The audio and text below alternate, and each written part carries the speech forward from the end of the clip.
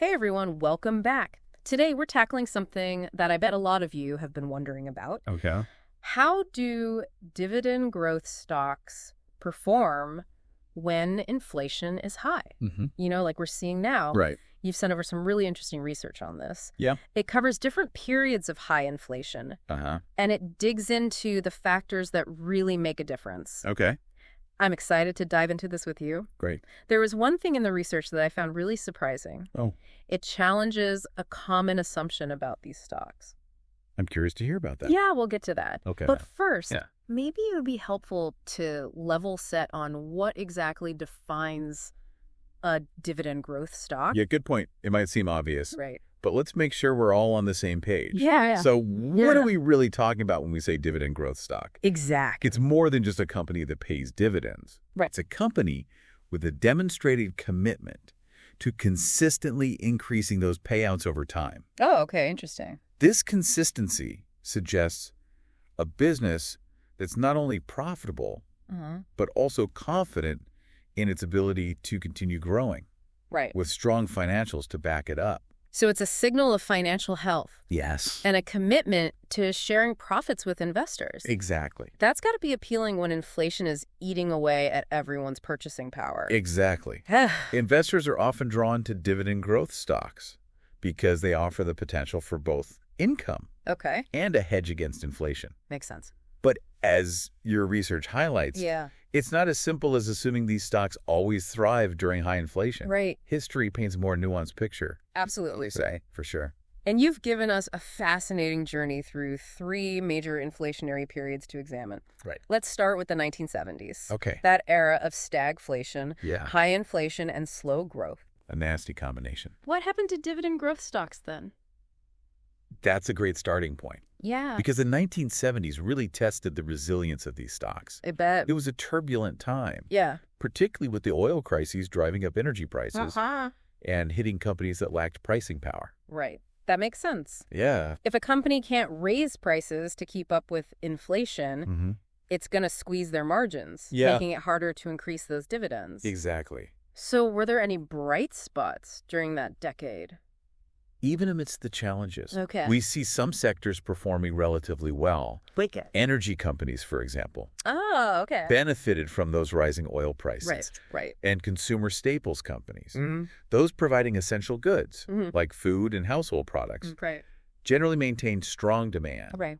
allowing them to continue increasing dividends. So even in a tough period, there were winners and losers. It seems like sector exposure played a role, It did. but I'm guessing it wasn't the only factor. You're right. To Right. understand what truly separates the winners from the losers, Mhm. we need to look at more than just the sector. Right. The research you provided points to some key factors Okay.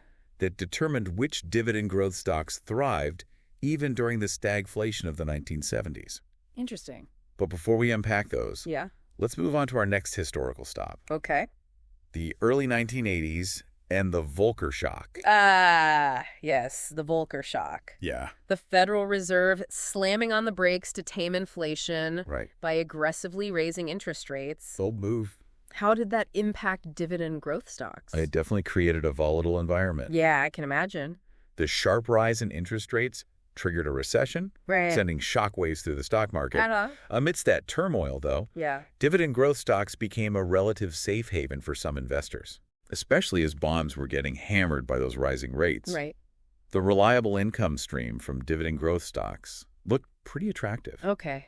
That makes sense. But this period also revealed a vulnerability. Oh. Companies carrying a lot of debt struggled Oh, right. as their borrowing costs skyrocketed. So even for companies committed to growing their dividends, Yeah, high debt levels could become a real problem when interest rates rise rapidly. exactly. Wow. And it's a valuable lesson to keep in mind today, Yeah. with interest rates on the rise again. No kidding. This brings us to our final historical period, Okay. the post-pandemic inflation surge we've all experienced recently. Yeah. Supply chain disruptions, labor shortages, surging demand. It's been quite a ride. It certainly has. And what I found really intriguing in the research Yeah. is that even with interest rates climbing in recent years, Uh-huh. dividend growth stocks in certain sectors like tech and consumer staples actually showed resilience. It's a fascinating observation. I was surprised by that. and speaks to the importance of looking beyond broad market trends. Right. Even within a rising rate environment, Yeah. companies with specific characteristics and strengths can still thrive. Totally. To understand why tech and consumer staples showed resilience despite those rising rates, we need to dig deeper into those key factors that really determine how well a dividend growth stock can navigate inflation. Okay, yeah, let's do that. Those factors cut across different sectors and time periods. Okay, let's unpack those factors then. Sure. What separates the winners from the losers in the world of dividend growth stocks during high inflation? Okay. You've brought up a few things already, but let's systematize them. The research you provided highlights 4 key factors. Right. They're all interconnected, Okay. and understanding them can give us a clearer picture of the underlying strength and resilience of the business behind the dividend. Okay, I'm all ears. Okay. Okay, I'm all ears. Let's hear about these 4 factors. The first factor we need to consider is pricing power. Pricing power, okay. This is a company's ability to raise prices without losing customers. Right. It's almost like having a superpower during inflationary times. I can see why that would be crucial Yeah. when everything is getting more expensive. Mm-hmm. Those companies that can confidently adjust their prices have a real advantage. Exactly. Where do we usually see strong pricing power? We often see it in sectors providing essential goods and services. Okay. Think utilities, healthcare, consumer staples, Right. things people rely on regardless of economic conditions. Makes sense. They are less vulnerable to inflation squeezing their margins because they can pass on at least some of those increased costs. Thinking back to the 1970s, even what we've seen recently, Right. that makes a lot of sense. But pricing power can't be the whole story. It's not. What's the next factor we need to consider? Next, we need to look at a company's debt levels. Okay, debt levels. We touched on this when discussing the Volcker shock, Right. but it deserves more attention. Okay. High debt can be a real burden when interest rates are rising. Because those higher interest rates translate into higher borrowing costs for companies. Right. Exactly. But how does that impact their ability to grow their dividends? A company with high debt has less financial flexibility. Okay. Those rising interest payments eat into their profits, leaving less money to invest in growth Right. or to return to shareholders through dividends. So it really limits their options. It does. In extreme cases, they might even be forced to cut their dividend to manage those debt payments, huh? Exactly. So high debt can put those dividend increases at risk, Yeah. especially in an environment of rising rates. For sure. It's a reminder that a seemingly attractive dividend yield can be deceptive if the company's finances are shaky. A good point. Okay, what's the third factor that impacts how dividend growth stocks perform during high inflation? The third factor to consider is sector exposure. As we've seen in our historical examples, some sectors tend to perform better during inflationary periods than others. Right, like those energy companies benefiting from rising oil prices in the 1970s. Exactly. Are there other sectors that tend to do well when inflation heats up? Historically, real assets like commodities and real estate have also fared relatively well during inflationary periods. Oh, interesting. These assets tend to rise in value along with inflation. So having some exposure to those sectors in a portfolio could potentially provide a hedge against inflation? It could. But I imagine diversification is still important, right? Absolutely. Okay. It's crucial to remember that no single sector is immune to risk, Right. and economic conditions can change rapidly. For sure. And that brings us to our fourth and final factor. Okay, what is it? Earning stability. Okay, earning stability. Yeah. Why is that so important for dividend growth stocks when inflation is high? Think of it this way. Companies with predictable and consistent earnings are in a much stronger position to maintain and grow their dividends, even when inflation is putting pressure on their costs. Makes sense. They're more likely to weather the storm, so to speak. Whereas companies with volatile earnings are more vulnerable, right? Yeah. They might have a great year followed by a bad year, Right. making those dividend increases less certain. Exactly. It's all about consistency. Consistent earnings are a sign of a resilient business, Okay. one that's less susceptible to the ups and downs of the economic cycle, including those driven by inflation. This is all incredibly insightful. Thanks. So we've got our 4 key factors. Yes. Pricing power, debt levels, Yep. sector exposure, and earning stability. That's right. But let's make this practical for our listener. Okay. How can they use this knowledge to make smarter investment decisions in today's environment. That's where the actionable strategies from your research come in. These strategies provide a framework for evaluating dividend growth stocks in the context of high inflation, Yeah. helping investors make more informed decisions. Okay, let's dive into those strategies then. Sure. What's the first thing our listeners should focus on? The first strategy builds on what we've already discussed. Okay. Focus on essential sectors. Right.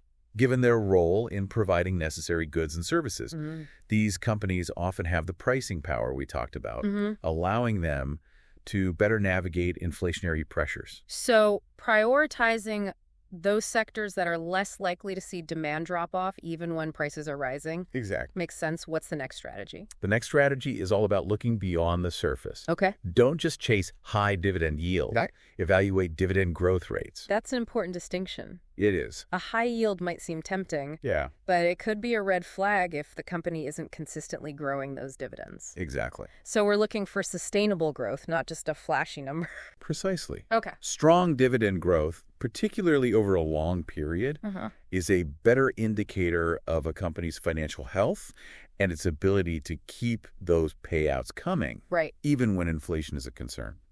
So consistency is key. Yes.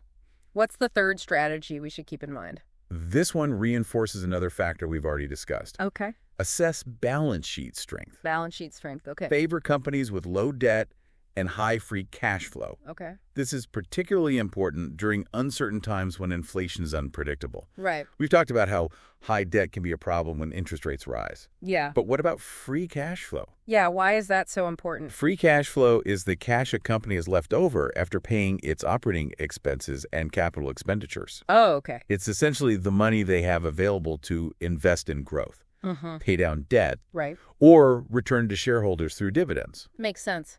A company with strong free cash flow has more options and is generally better positioned to weather economic storms.